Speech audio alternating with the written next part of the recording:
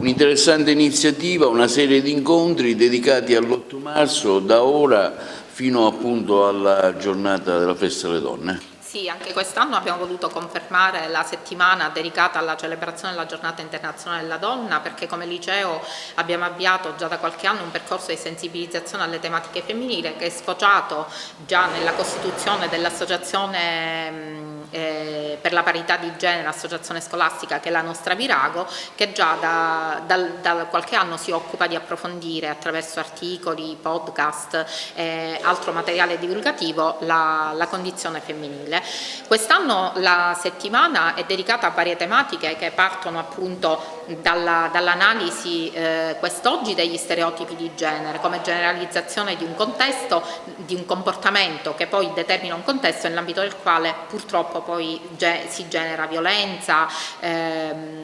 discriminazione e sopraffazione. Proseguiamo domani con una donna iraniana trapiantata in Italia che all'indomani dei disordini che hanno riguardato purtroppo le donne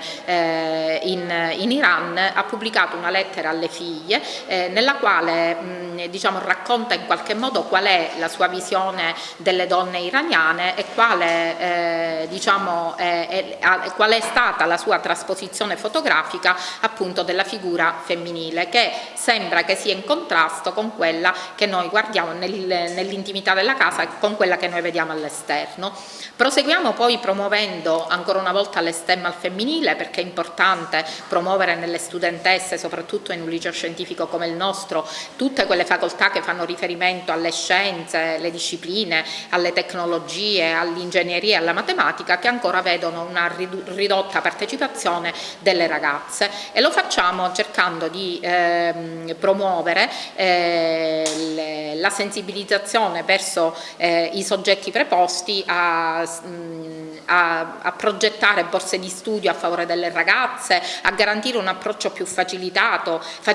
nel senso più libero, non facilitato, perché le ragazze hanno tutte le capacità per poter accedere, c'è una cultura che a volte scoraggia questo approccio delle ragazze alle materie scientifiche, e noi quindi ogni anno incontriamo testimoni di rilievo. Quest'anno incontreremo 2 docenti universitarie, una docente di matematica, la professoressa Gerroni, e una ingegnere con l'apostrofo, come dico io, che è la professoressa Carchiolo, l'una dell'Università di Palermo e l'altra dell'Università di Catania, che verranno a parlare appunto di matematica e di ingegneria, di sistemi ingegneristici applicati alle comunicazioni. Proseguiremo con una testimonianza di imprenditoria al femminile, con un'imprenditrice del territorio che ha investito sull'educazione, sul modello di imprenditoria applicato all'educazione, Eleonora Di Girgenti, che è un modello assolutamente positivo, e ci verrà a raccontare appunto la sua testimonianza e la difficoltà anche di creare un'impresa al femminile in un territorio come il nostro. E concluderemo l'8 marzo con la presenza di una magistrata, che è la dottoressa Simona Loiacono della Corte d'Appello di Catania, la quale ha scritto numerosi saggi, tra cui un ultimo saggio che racconta, attraverso la figura di una bambina, si intitola infatti Il mistero di Anna, racconta la storia di una scrittrice che è stata obliata, Anna Maria Ortese. Anche questo è un campo nel quale appunto